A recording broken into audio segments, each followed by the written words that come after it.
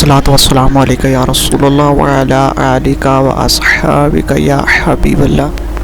میرے حبیب کریم سید عالم صلی اللہ علیہ وسلم نے فرمایا، اللہ کریم نے بندے کو، مخلوق کو پیدا کرنے سے پہلے جو تحریر سب سے پہلے لکھی تھی نا، اللہ نے اپنے پاس جو جملے سب سے پہلے لکھے تھے بندے بنانے سے بھی پہلے، وہ فکر یہ تھے کہ ان رحمتی سبقت اعلی غضبی، رب کریم نے لکھا تھا بے شک میری رحمت زیادہ ہے، میرا غضب زیادہ نہیں ہے۔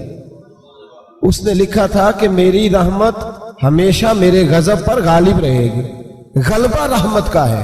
سنیں بڑی پیاری حدیث، بڑی خوبصورت حدیث، کنز المال میں دیگر کتب احادیث میں ہے۔ حضرت ابو ہریرہ رضی اللہ تعالیٰ عنہ فرماتے ایک بابا جی نبی پاک کی بارگاہ میں آئے، اور جب وہ واپس جانے لگے تو میں نے عمر پوچھی تو عمر تھی 96 سال۔ کہتے ہیں بزرگ جب آئے نا تو یہ بھویں جو ہے نا ان کی سفید ہو کے تو یوں آنکھوں پہ آ گئی۔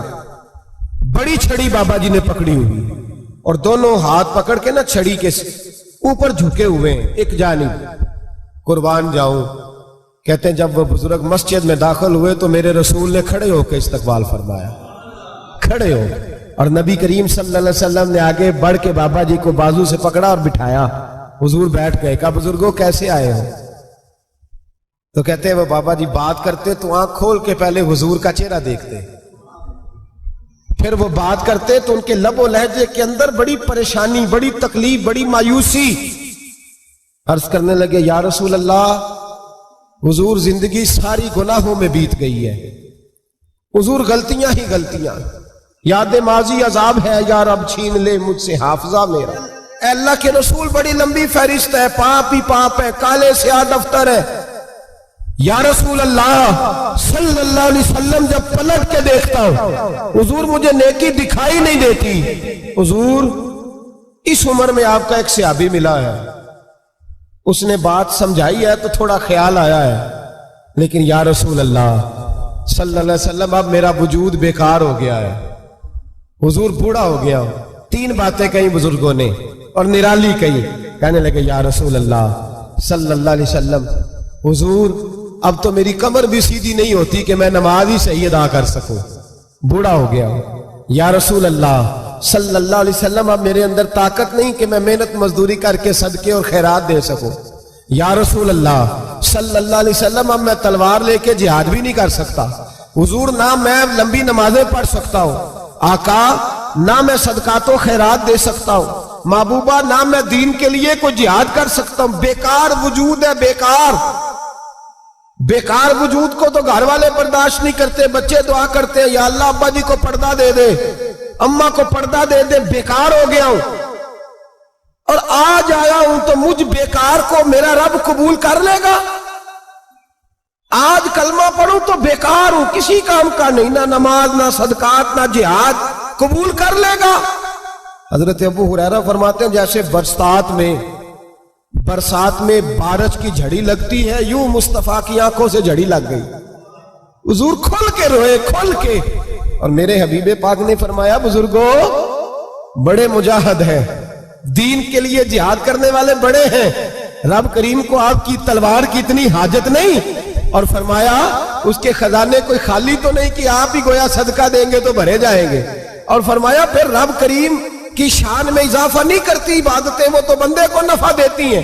میں بزرگوں نہ آپ جہاد کریں، نہ آپ صدقات دیں، لا لمبی نمازیں پڑھیں، آپ صدق دل سے آ جائیں، اللہ کے رسول کا وعدہ ہے رب آپ کو بغیر حساب کتاب جنت عطا فرما دے گا۔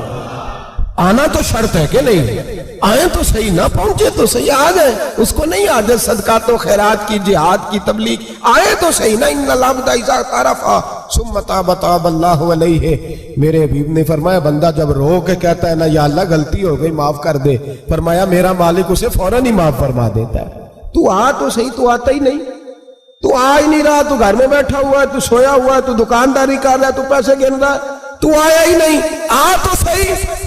بلکہ میرے نبی پاک فرماتے ہیں جب اللہ پاک کا بھاگا ہوا غلام آتا پھر تو اللہ زیادہ راضی ہوتا ہے، پھر تو اللہ زیادہ راضی ہوتا ہے، زیادہ راضی ہوتا ہے، تو آ تو صحیح، پہنچ تو صحیح۔ بلکہ صوفیات اور بات کرتے ہیں، وہ کہتے تو کبھی بھول کے بھی رب رب کرے تو اللہ تو اسے بھی قبول کر لیتا ہے، بھول کے۔ ملا رومی کہتے ہیں بنی اسرائیل کا بندہ ہے، صنم پتھر کو کہتے ہیں، بت کو کہتے ہیں، بت کے سامنے کھڑا ہے اور ساری رات کہتا ہے یا صنم یا صنم یا صنم، اے پتھر اے بت، ساری رات پکارتا رہا۔ رات گہری ہو گئی، نیند کا غلبہ، تھک گیا، سونے کے قریب آیا تو غلطی سے منہ سے نکل گیا یا صمد، یا صنم کی جگہ نکل گیا۔ رب کریم نے فرمایا جبریل دوڑ کے جا، جو مانگتا اسے دے دے۔ حضرت جبریل عرض کرتے ہیں مولا بھول کے تیرا نام لے رہا ہے، بھول کے لے رہا ہے۔ تو رب کریم نے فرمایا چل نام تو میرا ہی لے رہا ہے، میرا لے رہا ہے نا یا اللہ۔ وہ اللہ کریم نے فرمایا جھوٹے کے سامنے ساری رات کا کھڑا ہے، ساری رات کا پکار رہا ہے، اسے کچھ نہیں ملا تو سچے کا نام لیا ہے۔ اگر میں بھی کچھ نہ دوں اور بت میں اور مجھ میں فرق کیا رہ جائے گا؟ جا جو مانگتا ہے جھولی بھر کے دے، نام تو لیا ہے نا۔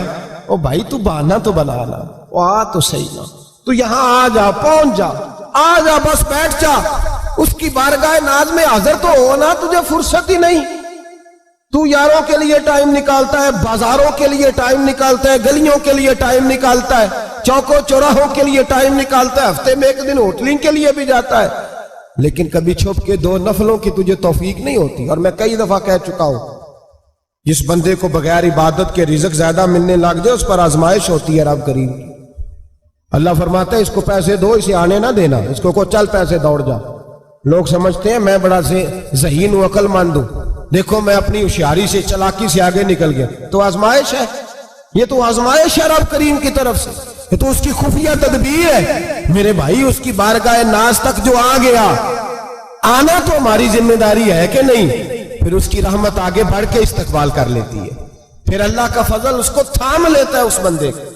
اور خدا کی رحمت کتنی زیادہ ہے، میرے حبیب کریم سید عالم صلی اللہ علیہ وسلم نے فرمایا اللہ نے اپنی رحمت کے 100 حصے کیے۔